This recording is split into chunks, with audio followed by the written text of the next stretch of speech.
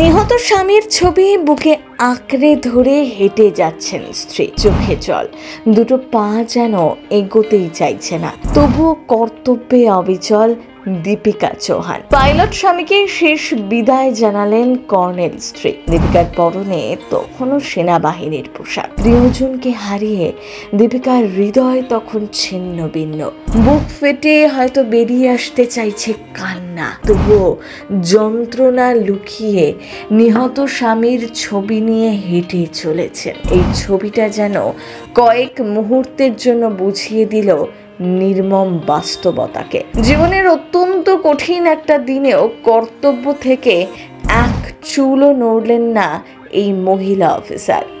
একজন আকাশে উঠতেন, আরেকজন দেশ রক্ষা করতেন। দুজনের একসঙ্গে দেখার স্বপ্ন আর পূরণ হলো না এই জীবনে।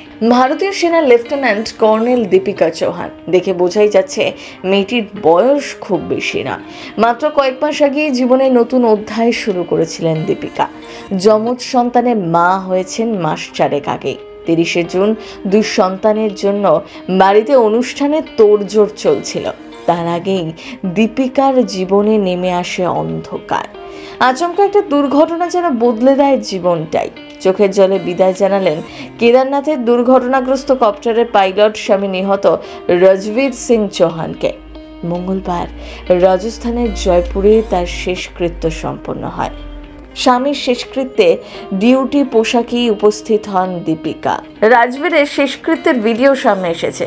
তাতে স্বামীর কফিনের একেবারে সামনে দেখা যায় লেফটেন্যান্ট কর্নেল দীপিকাকে। হাতে ধরা ছিল ফ্রেমে বাঁধানো স্বামীর ছবি। কাঁদতে কাঁদতে তার কফিনের সামনে হেঁটে যাচ্ছিলেন, মুখে আঁকলে নিহত রাজবীরের ছবি। এগিয়ে যাওয়ার শক্তিটুকু যেন ছিল না। কখনো কাঁদছেন, কখনো আবার হাত বুলিয়ে দিচ্ছেন ছবিতে।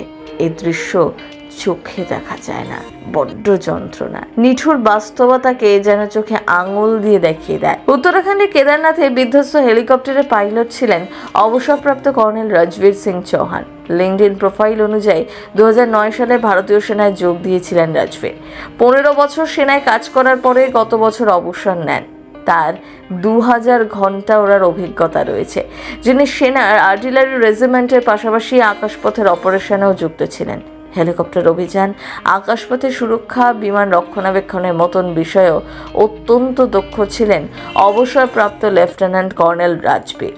সেই অভিজ্ঞতার ঝুলি নিয়েই প্রাক্তন সেনাকর্তা গত বছরের অক্টোবর মাসে আরিয়ান অ্যাভিয়েশন প্রাইভেট লিমিটেডে হেলিকপ্টার পাইলট হিসাবে যোগ দেন। এই নতুন চাকরি যে তার জীবন কেড়ে নেবে তার কে জানত।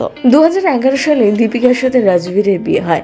বিয়ের 14 বছর পর মাত্র 4 মাস আগে যমজ সন্তানের বাবা মা হয়েছিলেন দুজন। 25শে জুন থেকেই ছুটিতে যাওয়ার কথা ছিল রাজবীরের, কিন্তু তার আগেই স্ত্রী আর 2 সন্তানকে রেখে চির ছুটির দেশে চলে গেলেন প্রাক্তন সেনা অফিসার। প্রথম বাংলা ব্যুরো।